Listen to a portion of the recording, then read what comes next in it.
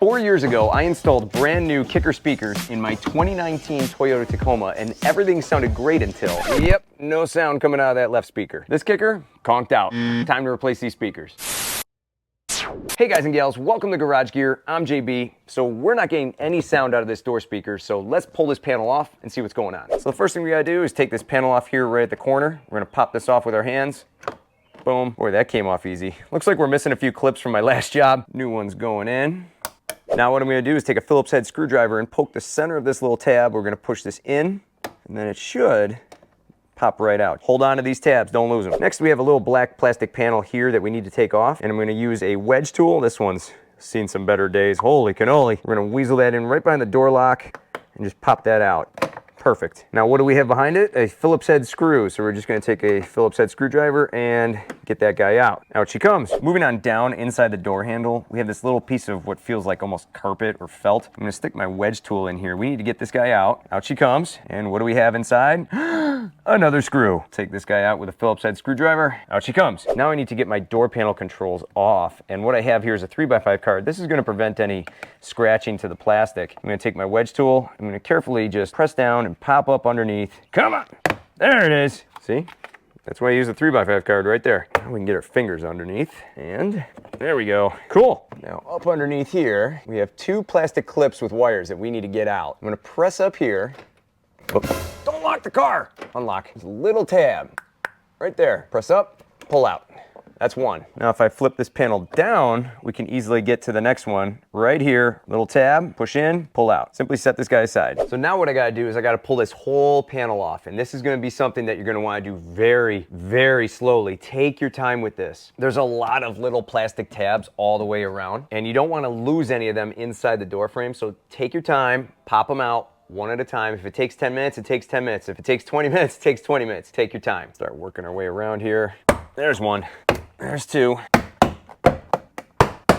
Got it. So now, this guy's just hanging. So what I'm gonna do here is just lift it up. And as I lift it off, we're gonna have to do one more thing. We're gonna have to remove this door handle piece here. So you'll see that as I pull the door panel off. Door panel comes up. And I'm gonna get you in here as best as I can. But there we go, our door panel's now off. And what I'm gonna do is I'm just gonna press in on this guy, and off she comes. That comes off really simple. I'm gonna set my door panel out of the way so that way I don't bump into it. Time out. And to help prevent this video from conking out with the YouTube algorithm, would you mind hitting that like button?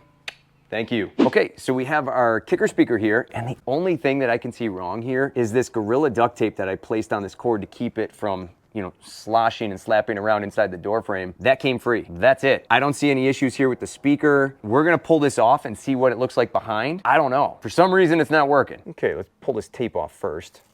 I hear something in there. That doesn't sound right. Okay, so there's 4 screws holding on this speaker. Let's pull this whole panel off. 10mm socket. Hope you can find yours. And she's out. Ah, well, how about that?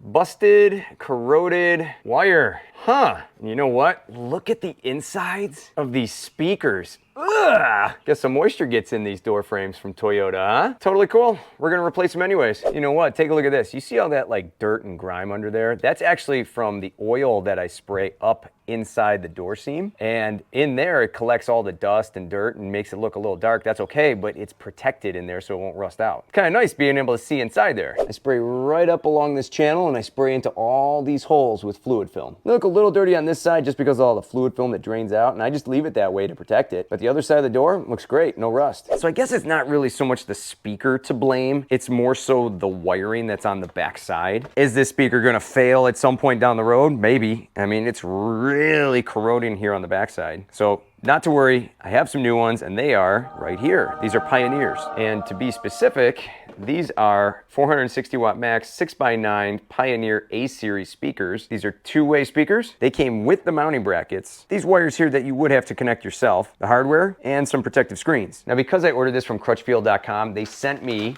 some additional mounting brackets. Now, if the brackets that they sent me do not fit, which they have a little tab here on the side that may come into play and may become an issue when the door panel goes back on. If those don't fit, then I'll go with the ones that Crutchfield sent me. Crutchfield also sent me the plug and play clips, which will make attaching these real easy. And then what I did is I went ahead and ordered some extra door panel clips, just in case if I bust any putting the panels on or taking them off. So let's get a look at these speakers here, shall we? Take a look at these. Wow. I'm gonna flip these on over, and if we take a look, that's a pretty good sized magnet. It's pretty much the same size over here as the kicker. Same setups here with the wiring. And I think what I'll do is once I get these all installed, I'll cover them with a light layer of fluid film because that'll still allow the electricity to flow and it'll protect all the bare metal. These are our plug and play clips. Notice they got a fat end and a small end, and the clips that connect to your wiring throughout the doors. So this is the bracket that came with the Pioneer speakers. If I drop this right in, boom. I already matched this bracket up to the door frame, and these wide slots automatically fit. So that's nice. So they give us some small screws, some big screws. We're gonna go with the bigger screws here. And then as I bring this frame up, you can see the holes line up perfectly right there in every corner. Okay, so now that speaker is fully locked down in the frame, and you don't wanna use an impact driver because if that were to slip off, it could puncture the speaker and you'd be in a world of trouble. So don't do that. Even I took a screwdriver and it slipped off once and almost damaged it. So be careful, take your time. Let's get the wiring on. So these extra wires here that I got make it pretty simple to connect. You have a small end which connects to the small prong here, and a big end which connects to the big prong. Let's get those all connected. Done deal. So if you've been following this channel for any length of time, you know I like to mess around with my fair share of lubricants here. So we're gonna coat this metal with some fluid film. So on the last speaker, the black wire corroded inside this plug. What I'm gonna do is just take a little squat of fluid film. That should do. We don't need to hose this thing down. We just need a little bit to kind of sink in and protect it. Simple as that. We're gonna come here to the other side, squirt a little bit in. That should do. And then from here, we're just gonna take some fluid film and we're just gonna coat that up just like that, and the same thing on the other side. Done. We can even wipe off the excess. Perfect. We'll even go one step further and we'll spray it down inside these wire holes here. We're also going to take a little bit of fluid film here on a paper towel. We're just going to wipe it around onto our magnet on the back. Get it around the ring. It seemed to rust up pretty good in there, so we're just going to do the same thing here and protect it. Cool. All right, so she's all good to go. She's fully protected now, so let's go throw it into the truck. I'm going to send in our first bolt here. All right, so we just learned a valuable lesson here. The frame that goes around the speaker that came from Pioneer does not fit. It actually bulges out here and will not let me press this all the way flat. So we gotta take this speaker out. I should have probably tested this beforehand. Well, you live and you learn.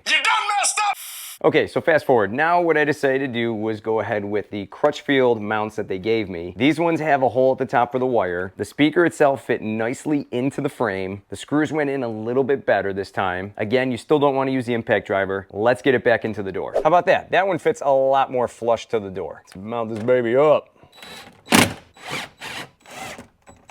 Good. Now let's clip our speaker in.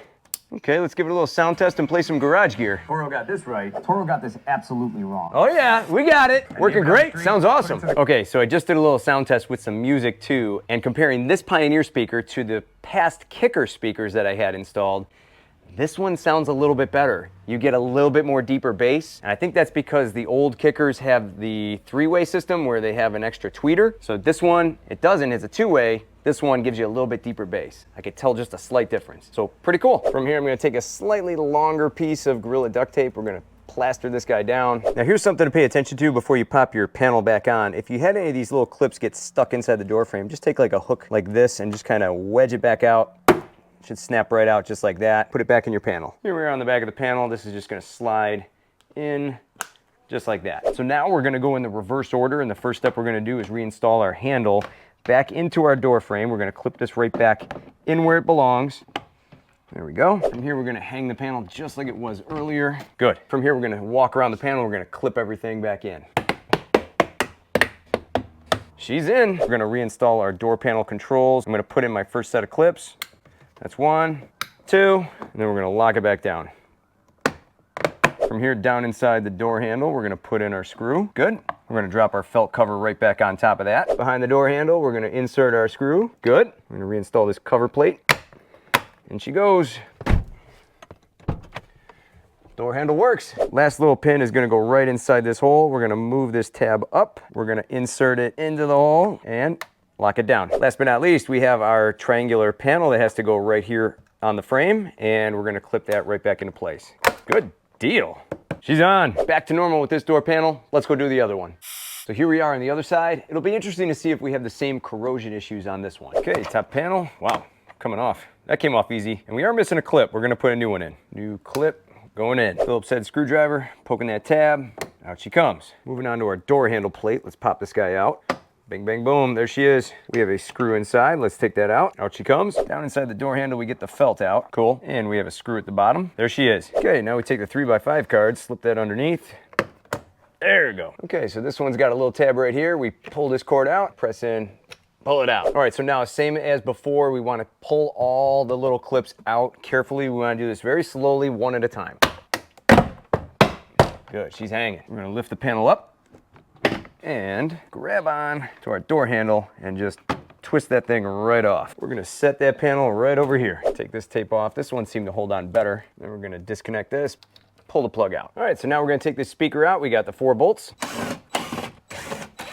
Okay, so here we go. Here's a closer look at the old kicker on the other side, the passenger side. We can see a little bit of corrosion going on here, a little bit going on underneath this sticker. That's really peeling back on itself. Nothing's really going on here with the wires. These look okay. If I look inside, looks like a little bit of white stuff going on inside there. Maybe a little corrosion. I don't know, but I think this thing might have been destined to have the same problem. It's a shame because they kicked out some decent sound. Kind of looks like it's smiling at me. All right, well, let's get to it. Here's the new frame from Crutchfield. Notice I have the hole at the top for the wire. I'm gonna set my speaker inside and we're gonna bring it right up. Let's get it screwed down. And good, that speaker is now in the frame. Flip her around. We're gonna feed our wires through.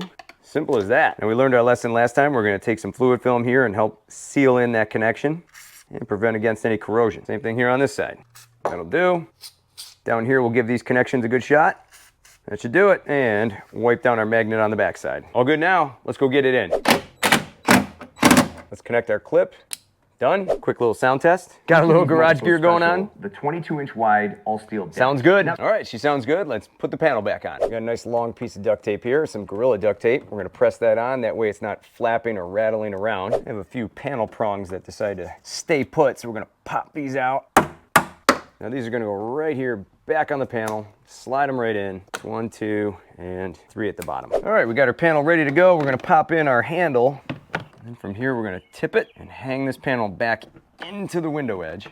We're gonna push this panel all the way back in, going 1 prong at a time.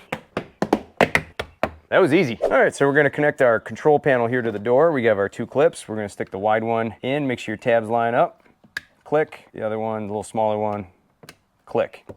Down. And from here, we have the screw going in to hold our panel onto the door. Good. From here, we're gonna drop our felt panel right on top of that. The screw behind the door handle goes in. Then we're gonna take our little cover plate, snap it in. Last tab, we're gonna set our tab like this, so that way there's a little nub sticking out. Pop it in the hole, just like so. Push it in. Then up top, we got our little cover panel. Make sure these 3 prongs line up with these 3 white clips.